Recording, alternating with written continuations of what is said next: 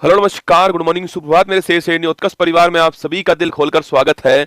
गायत्री मंत्र में आप सभी का स्वागत है। बजट 2024-25 अति महत्वपूर्ण टॉपिक है। आपको पूरे साल नंबर दिलाने वाला टॉपिक होगा। तो चलिए शुरुआत करते हैं। और तुम तो वैसे भी मेरे मांझी हो, तो तोड़ोगे नहीं, छोड़ने वाले तुम हो भी नहीं, ठीक है। बजट 2025-26 आप सभी के सामने यहाँ पर है। और इस बजट के अंदर जो है क्या क्या प्रस्तुत किया गया है, निर्मला सीतारमन जी आप सभी के सामने यहाँ पर दिखाई दे रही है। तो आइए बजट 2025-26 का गायत्री मंत्र जो है मैं आपको सुनाता हूँ। पूरे ध्यान से आपको जो है इसको सुनना है, ठीक है।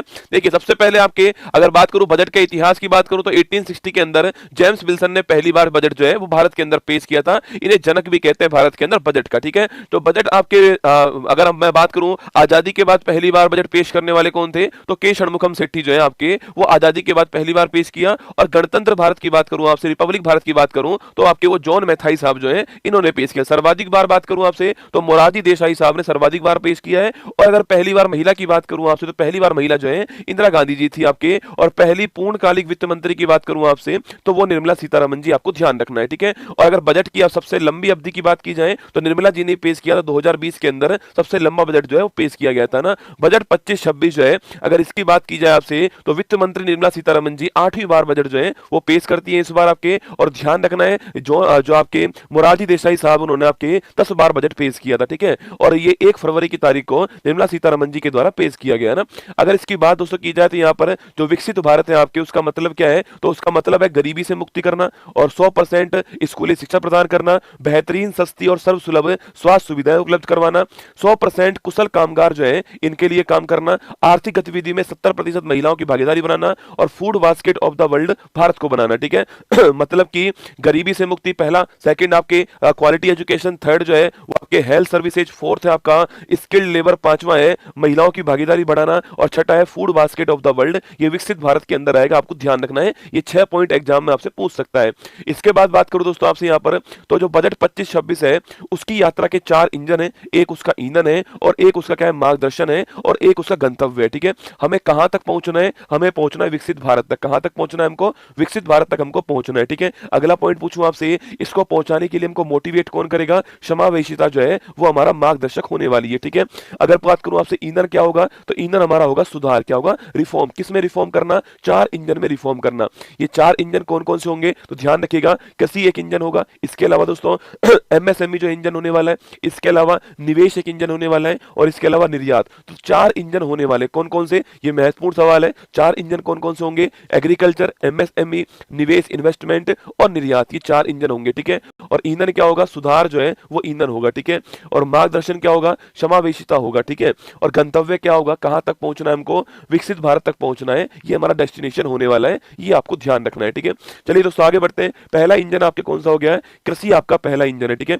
कृषि की अगर मैं बात करूं आपसे यहाँ पर तो एक योजना हमने स्टार्ट कर दी है, प्रधानमंत्री प्रधानमंत्री धन धान्य कृषि योजना। कौन सी है, प्रधानमंत्री धन धान्य कृषि योजना हमने स्टार्ट की है। इसका उद्देश्य है कृषि की जो उत्पादकता है उसको बढ़ाना है और 100 जिलों के अंदर इसको स्टार्ट किया, ठीक है। तो पहला क्वेश्चन हो गया, 100 जिलों के अंदर स्टार्ट किया गया। उद्देश्य क्या है इसका, उद्देश्य यही है इसका कि जो प्रोडक्टिविटी है आपकी, उत्पादकता को बढ़ाना उद्देश्य हो गया है। ये आपको ध्यान रखना है। प्रधानमंत्री धन धान्य कृषि योजना सवाल पूछ सकता है और 1.7 करोड़ किसान जो है इनको इससे फायदा होने की उम्मीद है, ठीक है। आगे बढ़िए तो आपके अगला क्वेश्चन आपके सामने यहाँ पर जो है कि दलहनों में आत्मनिर्भरता मिशन, ठीक है। ये भी एग्जाम में सवाल बन सकता है कि दलहन जो है इसमें जो आत्मनिर्भरता है इसकी बात करूं आपसे तो कितने साल के लिए होता है, 6 वर्ष के लिए होता है। कितने साल के लिए, 6 वर्ष के लिए मिशन है। अगला क्वेश्चन है, 3 तरह की दाल इसमें, तूर या फिर अरहर हो गई, उड़द हो गई और मसूर हो गई, ठीक है।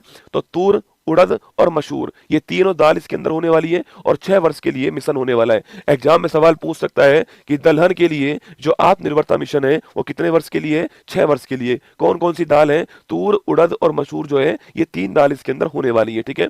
इसके बाद दोस्तों सब्जियों और फलों के लिए भी मिशन आपका स्टार्ट किया गया है। श्री अन्न मिलेट्स के लिए भी मिशन स्टार्ट किया गया है और 2023 को आप जानते हो श्री अन्न मोटा अनाज का वर्ष जो है वो भी घोषित किया गया था, ठीक है।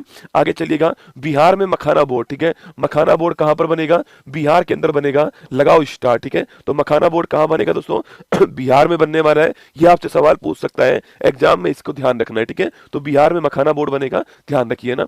राष्ट्रीय उच्च पैदावार बीज मिशन जो है, जिनकी हाई इल्ड हो, हाई पैदावार हो, ऐसे मिशन भी आपके, ऐसे बीज भी तैयार किए जाएंगे। कपास उत्पादकता मिशन, ठीक है। देखो दाल के लिए मिशन कितने वर्ष का है? दाल के लिए मिशन 6 वर्ष का है, ठीक है। और कपास के लिए मिशन कितने वर्ष का है? कपास के लिए जो मिशन है आपके वो 5 वर्ष का है, ठीक है। बढ़िया क्वालिटी की कपास जो है इसका उत्पादन हो सके, जिससे हमारा सूती वस्त्र उद्योग जो है इसको बढ़ावा मिले, तो कपास के लिए मिशन कितने वर्ष का है? 5 वर्ष का। दाल के लिए मिशन कितने वर्ष का है? दाल के लिए 6 वर्ष का, ठीक है। तो दाल के लिए 6 वर्ष का है, कपास के लिए 5 वर्ष का मिशन आपको ध्यान रखना है, ठीक है। आगे देखिए किसान क्रेडिट कार्ड दोस्तों, इसकी लिमिट को बढ़ा दिया गया है, ठीक है। पहले जो इसकी लिमिट थी ना वो थी 3 लाख रुपए। कितनी थी? पहले इसकी लिमिट थी 3 लाख रुपए। अब जो इसकी लिमिट है आपकी वो कितनी हो चुकी है? वो हो चुकी है 5 लाख रुपए, ठीक है। तो जो किसान क्रेडिट कार्ड है, केसीसी जो है, इसकी जो लिमिट है वो 3 लाख से कितनी हो चुकी है? 5 लाख रुपए हो चुकी है। महत्वपूर्ण क्वेश्चन है, इसको आपको ध्यान रखना है। केसीसी की लिमिट कितनी हो चुकी है? 3 लाख रुपए से बढ़ा करके 5 लाख रुपए हो चुकी है, ये आपको ध्यान रखना है, ठीक है। चलिए आगे बढ़ते हैं। नेक्स्ट क्वेश्चन, असम में यूरिया प्लांट दोस्तों ना, असम में कहां पर है? नामरूप के अंदर, ठीक है। तो असम में नामरूप के अंदर जो है एक यूरिया प्लांट जो है स्थापित किया जाएगा। लगाओ स्टार, महत्वपूर्ण क्वेश्चन है। देखो जितने भी क्वेश्चन लिखवा रहा हूं ना, एग्जाम में निश्चित सवाल जो है कहीं ना कहीं बनेगा कि मखाना बोर्ड कहां पर? बिहार में। केसीसी की लिमिट कितनी हो चुकी है? 5 लाख हो चुकी है। दलहन के लिए कितना वर्ष है आपके? दलहन के लिए 6 वर्ष हो गया। कपास के लिए कितना वर्ष है? 5 वर्ष हो गया, ठीक है। अगला क्वेश्चन हो गया है नामरूप की बात करूं आपसे, ये असम के अंदर जो है यूरिया प्लांट की स्थापना नामरूप के अंदर होगी और 12.7 लाख मीट्रिक टन जो है इसकी उत्पादन क्षमता होने वाली है, ठीक है।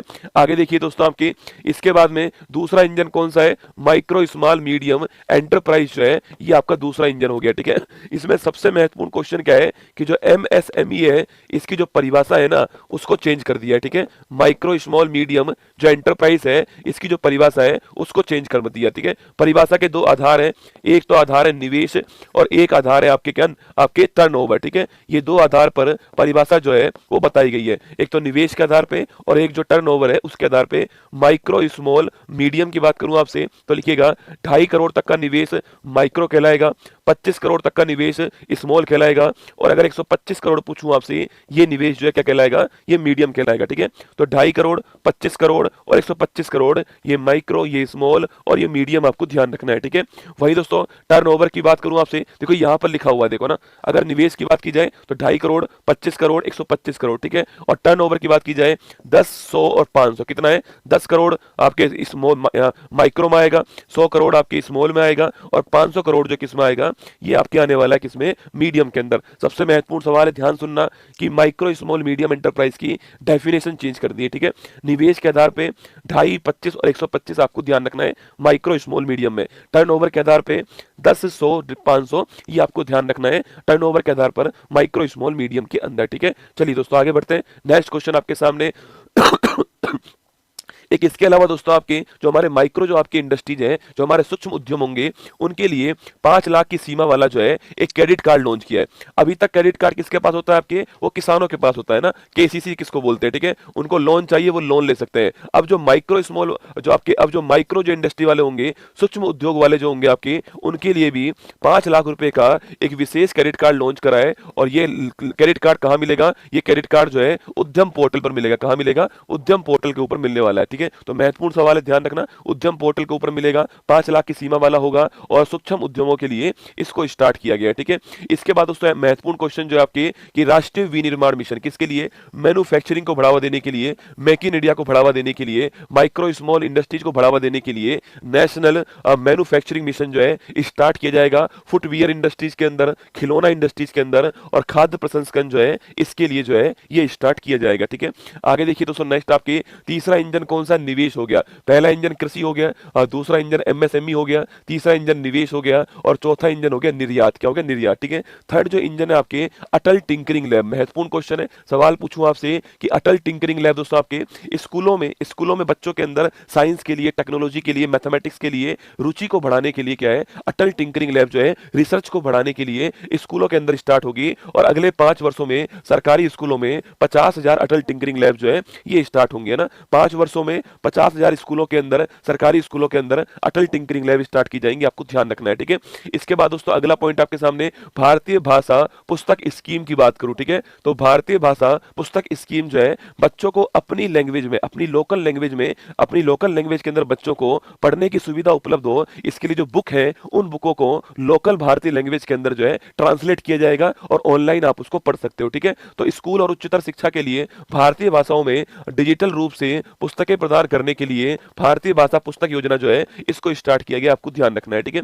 इसके बाद दोस्तों राष्ट्रीय कौशल उत्कृष्टता केंद्र ना, स्किल डेवलपमेंट की जाएगी और 5 आपके क्या होंगे, 5 राष्ट्रीय कौशल उत्कृष्टता केंद्र जो है एक्सीलेंस सेंटर स्थापित होंगे, मेक फॉर इंडिया और मेक फॉर द वर्ल्ड। किसके लिए होंगे? मेक फॉर इंडिया, इंडिया के लिए बनाओ, और मेक फॉर द वर्ल्ड, उसको फिर विश्व में एक्सपोर्ट करो, ये आपको ध्यान रखना है, ठीक है। आगे देखिए दोस्तों, शिक्षा में क्या होगा, आपके शिक्षा में एआई को बढ़ावा देने के लिए एक्सीलेंस सेंटर बनेगा और 500 करोड़ रुपए जो है वो इसके लिए आपके आवंटित किए गए, ठीक है। 500 करोड़ रुपए जो है वो इसके लिए आवंटित किए गए। कैंसर पे दोस्तों इस बार खूब ध्यान दिया गया है, कैंसर की दवाएं सस्ती की गई है आपके, और हर जिला अस्पताल में एक डे केयर कैंसर हॉस्पिटल जो है वो स्टार्ट होगा। 3 वर्षों में आपके सभी जिला अस्पतालों के अंदर जो है कैंसर के इलाज के लिए, कैंसर की देखभाल के लिए डे केयर कैंसर सेंटर केंद्र जो है वो आपके स्थापित किया जाएगा, आपको ध्यान रखना है, ठीक है। इसके अलावा दोस्तों जल जीवन मिशन जो है आप सभी जानते हो 2019 में चालू हुआ था और 2024 में समाप्त होने वाला था। हर घर जल जो है ये इसका उद्देश्य था, लेकिन ये पूरा नहीं हो पाया है, अब इसको एक्सटेंड कर दिया है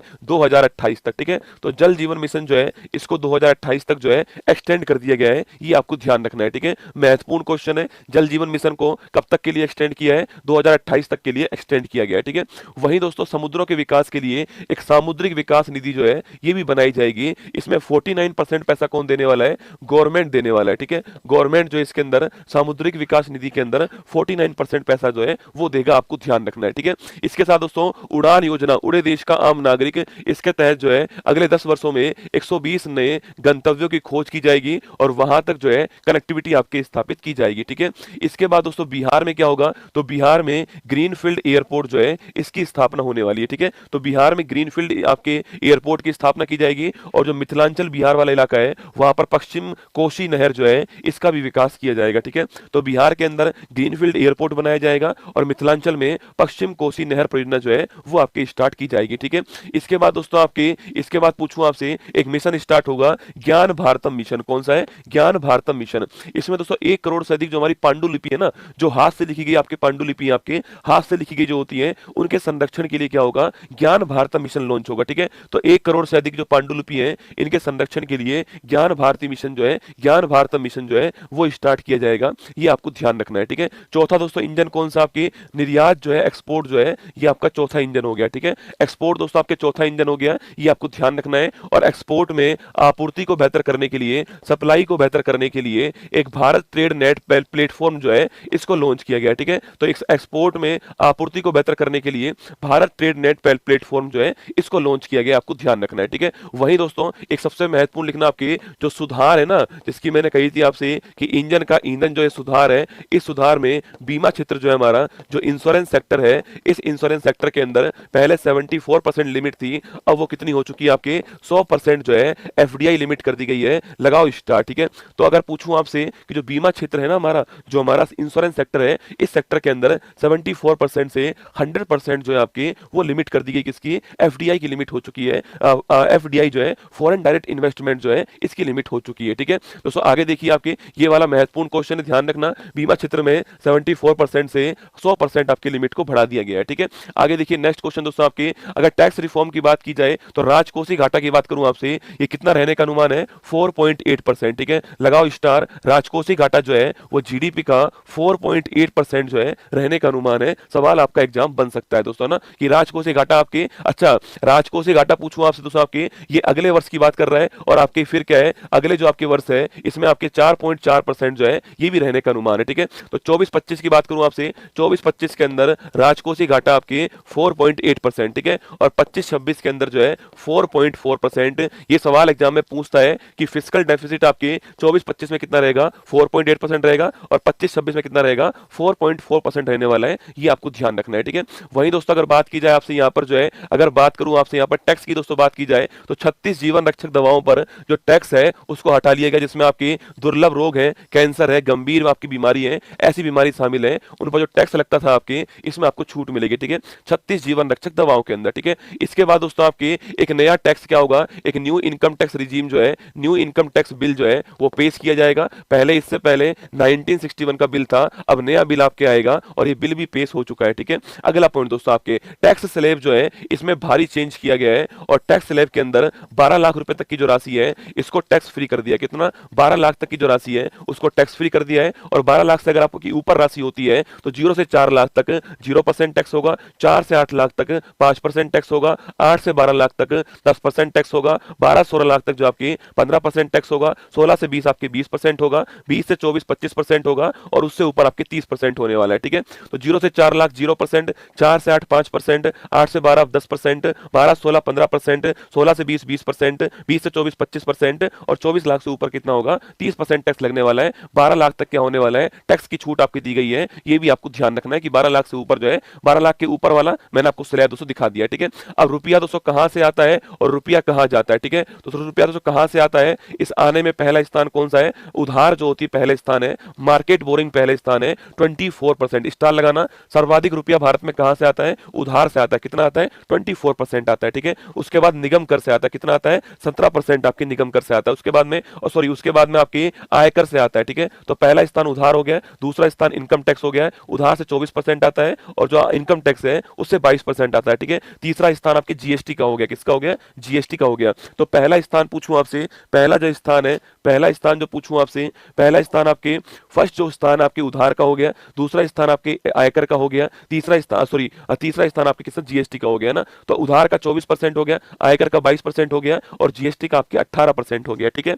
अच्छा, तो पहला स्थान उधार हो गया, दूसरा स्थान आयकर हो गया, तीसरा स्थान आपके जीएसटी हो गया ना। इसके बाद दोस्तों पूछूं आपसे कि सबसे अधिक पैसा कहां पर जाता है? सर्वाधिक पैसा जो है करों और शुल्क में राज्यों का जो हिस्सा है 22% पैसा यहां पर आता है, ठीक है। करों और शुल्क में राज्यों का जो हिस्सा है वहां पर 22% जो पैसा आपके वो जाता है, ठीक है। दूसरे स्थान पर कौन है आपकी? ब्याज अदायगी जो है, ब्याज अदायगी अगर पूछूं आपसे, इंटरेस्ट पेमेंट जो है ये 20% पैसा आपको ध्यान रखना है, ठीक है। तो पहला स्थान किसका हो गया? करों और शुल्क में राज्यों का हिस्सा हो गया और दूसरा स्थान किसका हो गया? ब्याज अदायगी का हो गया, ठीक है। लास्ट पॉइंट देखिएगा दोस्तों, अगर बात की जाए आपसे कि डिफेंस की बात की जाए तो डिफेंस में सर्वाधिक पैसा खर्च होगा भारत की ओर से ना। सेकंड स्थान पर ग्रामीण विकास होगा, ठीक है। तीसरे स्थान पर गृह मंत्रालय होगा और चौथे स्थान पर कृषि और समृद्ध आपके एग्रीकल्चर होगा। तो पहले स्थान पर खर्चा करने के मामले में डिफेंस होगा, दूसरे पे ग्रामीण विकास होगा, तीसरे पे गृह मंत्रालय होगा, चौथे पे आपके एग्रीकल्चर होगा, कृषि होगा। ये आपको ध्यान रखना है, ठीक है। कुछ रसगुल्ले दोस्तों ऐसे हैं जिनको पता है कि गायत्री मंत्र चल रहा है, मैं इसमें बीच में कोई भी जवाब नहीं दूंगा,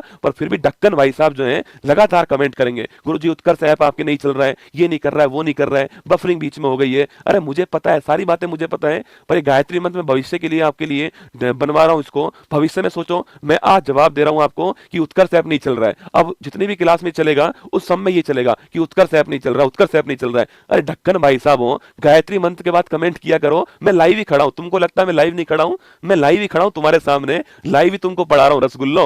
तो ये हमारा बजट जो था वो समाप्त यहां पर आपका होता है। आइए, स्वागत है आप सभी का फूल पत्ता